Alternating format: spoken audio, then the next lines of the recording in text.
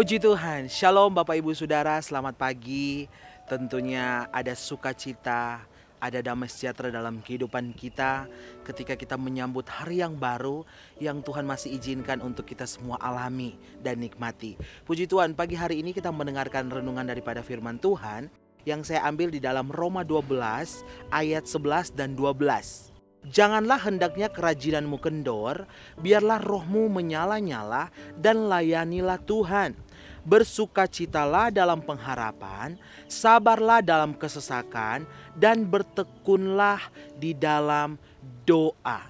Saudara, dunia hari-hari ini yang kita jalani, bahkan kita ada di tengah-tengah dunia yang semakin jahat, yang tidak memberikan kepastian dalam kehidupan kita sebagai anak-anak Tuhan. Kalimat ini saudara, janganlah hendaknya kerajinanmu kendor, merupakan suatu larangan, peringatan, nasihat bagi setiap kita supaya kerajinan kita, ketekunan kita, bahkan kesungguhan kita sebagai orang percaya tidak kendor saudara, tidak merosot. Karena apabila kerajinan, ketekunan kita, bahkan kesungguhan hati di saat kita mengiring Tuhan itu merosot saudara, akan ada bahaya besar yang terjadi. Apa itu saudara? Kita tidak akan mengalami damai sejahtera, tidak akan mengalami yang namanya penyertaan Tuhan dan sebagainya saudara. Kenapa? Karena kita tidak bersungguh hati dalam kita mengiring akan Tuhan. Tetapi biarlah roh kita menyala-nyala, bicara tentang semangat yang berkobar-kobar di dalam Tuhan. Bicara tentang sesuatu yang membuat kita excited untuk kita tetap terus mengiring Tuhan sekalipun dunia tidak memberikan kepastian, dunia tidak memberikan keuntungan kelihatannya kepada kita yang berusaha, yang bekerja dan sebagainya.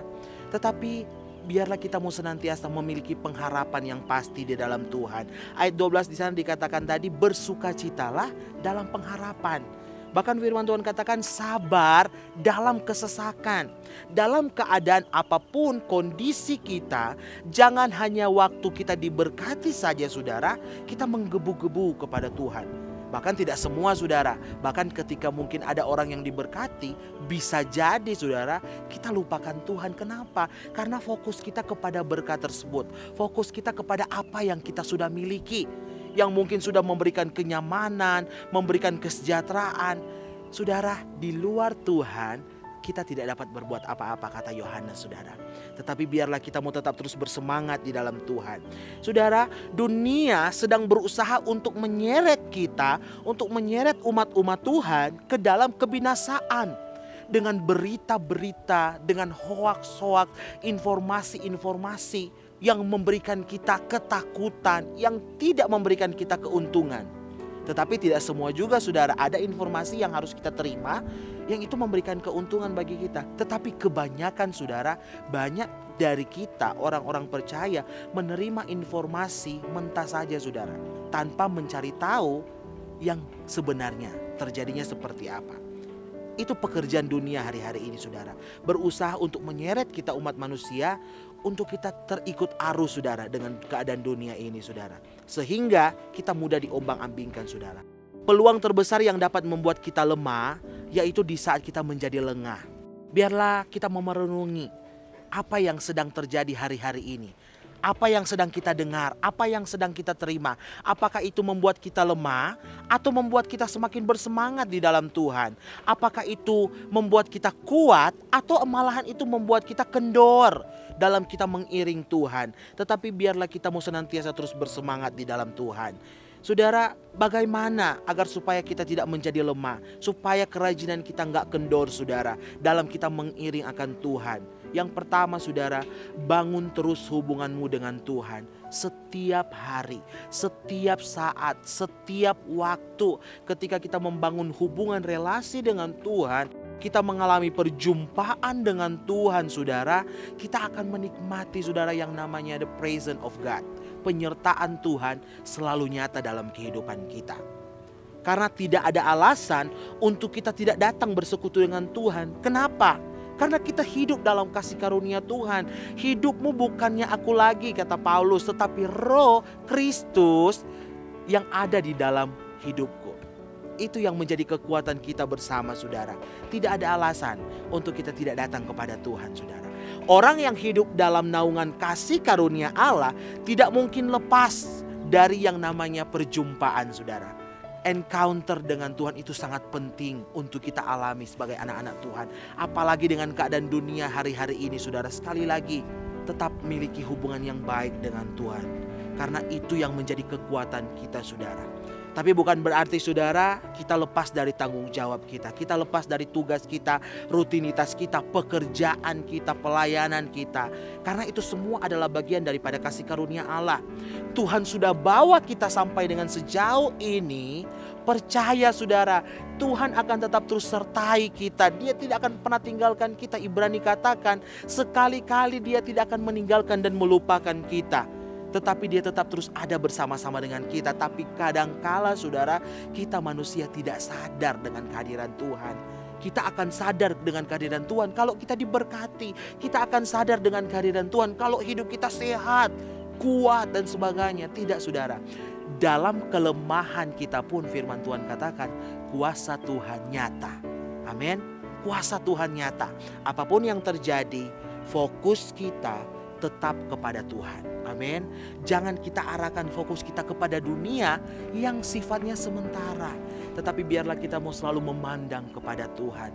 Kita mau selalu tetap terus memuji Tuhan, memuliakan Tuhan. Apa yang kita cari hari-hari ini? Apa yang kita rindukan terjadi dalam kehidupan kita? Finansial, keadaan jasmani, apapun itu, saudara, kita terima dari Tuhan. Matius 6 ayat 33 sering sekali kita baca ayat ini dan bahkan kita sudah hafal, saudara. Tetapi carilah dahulu kerajaan Allah dan kebenarannya, maka semuanya itu akan ditambahkan kepadamu. Jadi berkat jasmani itu akan terjadi ketika kita mencari yang namanya berkat rohani, yaitu kerajaan Allah. Ya, saudara, 50-50, saudara. Harus seimbang, saudara. Jangan ketika kita diberkati kita lupakan Tuhan. Jangan kalaupun kita tetap terus berdoa dan gak bekerja, kita gak terima apa-apa, saudara. Tetapi biarlah kita mau tetap terus kuat di dalam Tuhan. Tetap terus bersemangat di dalam Tuhan. Kita mau arahkan pandangan kita selalu kepada Tuhan. Hubungan kita dengan Tuhan kalau baik, itu akan menentukan, saudara, hubungan kita dengan keluarga kita, hubungan kita dengan sesama kita, relasi kita, kerabat kita, sahabat kita, itu juga akan menjadi baik asal hubungan kita dengan Tuhan baik, saudara. Biarlah kita mau tetap terus alami Tuhan, ya. Bapak Gembala selalu sering katakan, saudara, jangan hanya menerima firman Tuhan untuk memenuhi kebutuhan intelektual kita, tetapi alami Dia secara pribadi.